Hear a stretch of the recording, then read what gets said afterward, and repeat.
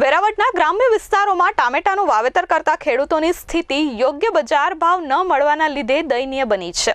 એક તરફ મજૂરી ખર્ચ અને બીજી તરફ ટ્રાન્સપોર્ટનો ખર્ચ ન પરિવર્તા ઘણા ખેડૂતો પોતે જ વાવેતર દૂર કરવા તરફ વળી ગયા છે।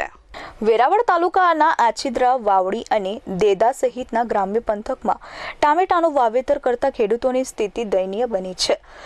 ખેડૂતોના જણાવ્યા મુજબ પ્રતિ વીઘા દીઠ બિયારણ, દવા અને મજૂરી સહિત 25,000 જેટલો ખર્ચ થાય છે અને 2 થી 3 મહિનાની મહેનત બાદ બજારમાં ટામેટાના ભાવ ન મળવાથી લાલ ટામેટાએ તેમને રડાવ્યા છે।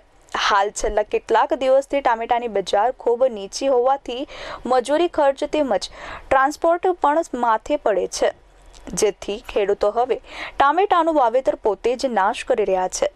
બાગાયત વિભાગમાંથી જાણવા મળતી વિગતો અનુસાર વર્ષ 2023 થી 2024માં ગીર સોમનાથ જિલ્લામાં 1,190 હેક્ટરમાં 26,775 મેટ્રિક ટન ઉત્પાદન થયું હતું, ત્યારે આગામી દિવસોમાં પણ આવી જ સ્થિતિ રહેશે તો આ આંકડાઓ ઘટી જશે તેમાં કોઈ નવાઈ નથી।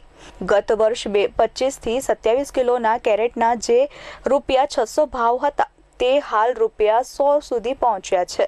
ખેડૂતોને ખાતર અને બિયારણ જેટલું પણ વળતર નથી મળતું। ઘણા વેપારીઓ ટામેટાનો માલ વેચાણ માટે ઉતારવા પણ તૈયાર નથી તેવી પરિસ્થિતિ હાલ છે। મારું નામ રામભાઈ હીરાભાઈ કસોટ, ગામ જેદા સાહેબ। એમાં ટમેટામાં તો એવી વાત છે ને, અવાર છે ને 7.5 વીઘાનું મેં એકલે વાવેતર કર્યું છે। કોઈ હિસાબે ભાવ નથી આવતા। માનો કે વીઘે 25 થી 30,000નો ખર્ચો લાગ્યો છે ને ભાવ અહીં માર્કેટે લઈને આવ્યો તો 60 થી 70 રૂપિયા કેરેટના આપે છે। એમાં અમે પ્લસ 30 રૂપિયા ભાડું કાઢ નાખીએ, એનું દલાલું કાઢ નાખીએ તો અમે ખાલી આથી પાછા જઈએ છીએ। મારી મેરે પ્રૂફમાં બિલ પડ્યા છે। 131 રૂપિયા વધી ગયેલ છે 42 કેરેટના। હવે 131 રૂપિયામાં આખો દી આપણે 2 મજૂર કર્યા હોય અથવા તો કોઈ ઘરના હેરાન થતા હોય તો એને આપણે શું કરવું? અગાઉ એવું ધારીએ તો આપણે ગઈ સાલ મારે સારા ટમેટા હતા તો ભાવ 600-700 રૂપિયા મળતા હતા, એ વ્યાજની ભાવ હતા। અત્યારે જો મારે 7.5-8 વીઘાનું વાવેતર છે મારે એકલાને, હું બીજાનું કહે ને દેદામ પર જાજી ટમેટી છે તો મારે એકલાને 7.5 વીઘાનું છે, એમાં હાવ નિષ્ફળ ગયા। એનું મુખ્ય કારણ એક જ છે કે અહીં કોઈ પણ સંજોગોમાં દલાલો ટમેટું લેવા માંગતા જ નથી। આપણે એને 50નો કોટો પૂરો થઈ જાય એટલે 50 લે, પછી આપણે એમ કહીએ કે તમે જવા દો પાછા। અમારે ટમેટા 2 વાર તો હું ચકડો રિક્ષા લઈને પાછા રિટર્ન લઈ ગયો। અહીં મારી પાનની દુકાન છે, ત્યાં અમે હમણાં મફતમાં કોકને ખવડાવી દઈએ, ગાય ભેંસને બધીને ખવડાવીએ। સરકાર પાસે તો ઉમ્મીદ શું રાખીએ, અમારા ટમેટાને બહાર નિકાલ કરે અથવા અમને પૂરતા ભાવ મળે। બજારમાં વેચાણ માટે ટામેટા લઈને જઈએ તો ₹60 થી 70 મળે છે, તેમાંથી ભાડા અને મજૂરી કાઢી નાખીએ તો અમારા હાથમાં કંઈ આવતું નથી। 600 રૂપિયા વેરાવળ સુધીનું રિક્ષા ભાડું છે, ત્યારે લઈને જવું પણ પોસાતું નથી। ગત વર્ષે અને તેની આગલા વર્ષે બજાર સારી હતી, પરંતુ આ વર્ષે ખૂબ દયનીય સ્થિતિ જોવા મળી રહી છે।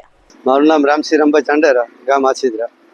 જે જો વાત કરવા જઈએ ખેડૂત તરફી તો હું પોતે એક ખેડૂત છું અને શાકભાજીનો મારો છેલ્લા 8-10 વર્ષથી અનુભવ છે। એના આધારે જો વાત કરીએ તો આ વર્ષે મેં ટમેટીનું 3 વીઘાનું વાવેતર કરેલું છે, અન્ય પણ વાવેતર કરેલું, પણ ખાસ કરીને જો ટમેટાની વાત કરીએ તો ગીર સોમનાથ જિલ્લામાં ઘણા ખેડૂતો આવ્યા છે અને એમાં આજના આધુનિક યુગ પ્રમાણે અને ટેકનોલોજી પ્રમાણે જો ખર્ચ ગણીએ તો drip, grow cover, irrigation, mulching, દવા વગેરે વગેરે, સ્ટાન્ડર્ડ બિયારણ, એમ કરીએ તો 1 વીઘે 30,000 જેવો ખર્ચો થવા જાય છે। અને સારી જમીન અને ઉપજાઉ જમીન હોય તો વધારેમાં વધારે 300 થી 350 કેરેટનું ઉત્પાદન થાય છે। એક કેરેટનું મિનિમમ જો 400 થી 500 રૂપિયાથી પણ વધારે હોય તો ભાડા સિવાયની બચત રહે છે।